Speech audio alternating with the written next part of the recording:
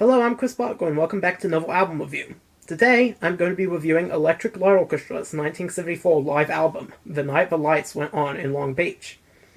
This album was recorded and released between On the Fjord Day and El Dorado, and as such features no songs newer than that. The title, The Night the Lights Went On in Long Beach, is reference to the song The Night the Lights Went Out in Georgia by Vicki Lawrence, which was a popular single at the time. Sadly, a cover of that song is not included here. The Night the Lights Went On in Long Beach was originally released only in a couple of countries, and the copy I have here is from the original German release. This album saw a UK release in the 80s and has since been released on CD, but as far as I know has never been released officially in the United States and doesn't seem to be on streaming. As such, this album remains relatively obscure, which is a shame since it was the only Electric Light Orchestra live album released during the original run. It's my understanding a part of the reasoning this album hasn't seen a wider release is because of fidelity issues. The sound is a bit muffled here, with the percussion and bass suffering the most. It's probably not as bad as I'm making it sound, but still the sound quality here isn't great, sounding more like a bootleg recording than an official release. But the real question here is how does classic era ELO perform live? The sound quality is a bit murky, sure, but the performances are what we all really here for. Do they stack up? To answer this, I will break the album down, song by song, before finally giving my thoughts on the album as a whole.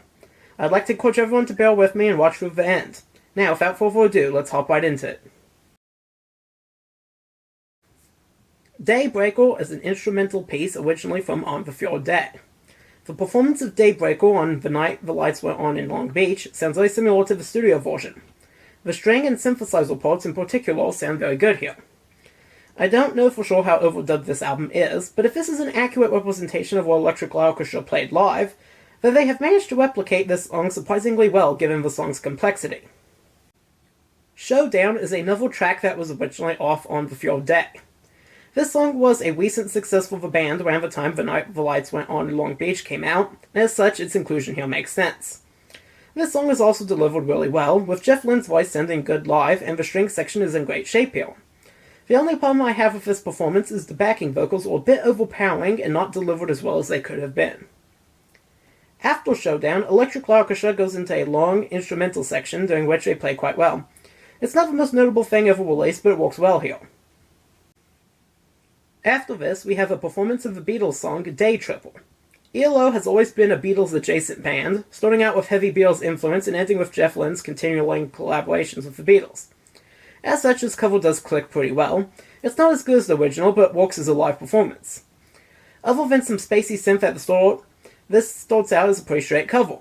After a while, they start to mash Day Triple up with some other songs, including several classical pieces, as well as the brief inclusion of a riff from the Rolling Stones song I Can't Get No Satisfaction.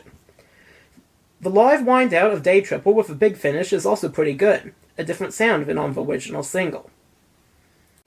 Now, before we go on to side 2 of the album, I want to remind you that if you like this style of album review, to please like this video by hitting the thumbs up button below, hit the subscribe button, and consider watching some of my other videos after this one is through, as all of these things help me out a lot. Up next is 10-538 Overture from Electric Light Orchestra's first album.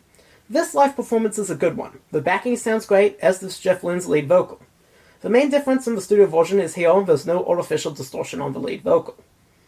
After a while, the band goes into a brief instrumental performance of the song Do Ya. This was originally the B-side of a single by Electric Light Orchestra's predecessor, The Move. Electric Light Orchestra would later release a full ELO version of the song 2 years later on the album A New World Record. So it's nice to have this here, both as a nod to the past and as a foreshadowing of the band's future. Mick's Solo/Orange Blossom Special is a violin solo by Mick Kaminsky that turns into a brief performance of a bluegrass song, Orange Blossom Special. It's nothing too substantial, but it's a nice little bit thrown in there to keep the audience attentive with small surprises in the performance. After this, ELO goes into a version of In the Hall of a Mountain King, which is similar to the version featured on the Fjord Day. Afterwards, the band transitions into a cover of Great Balls of Fire. The band does this rock staple justice, and Jeff Lynne once again delivers a solid lead vocal. The album is then closed out with a performance of Chuck Berry's Roll Over Beethoven. This is the same arrangement that was featured on Electric Light Orchestra 2, with the Beethoven sections interspersed throughout the song. Once again, the band does a great performance here with high energy throughout. This type of performance really works better in a live setting than on a studio album, so I greatly appreciate the inclusion here. This works as a high-energy, epic walking ending to ELO's performance on the album, and sends the album off quite well. Alright, that's it for the song-by-song breakdown. So now, before we go into my final thoughts on the album, let's look at my final scores for the songs. Now I'm assigning these scores not based on the overall composition of the songs, but instead on the quality of the live performances here. I give Daybreaker, 9 out of 10. Showdown, 9 out of 10. Day Triple, 9 out of 10. 10-538 Overture, 9 out of 10. Mix Solo / Orange Blossom Special, 7 out of 10.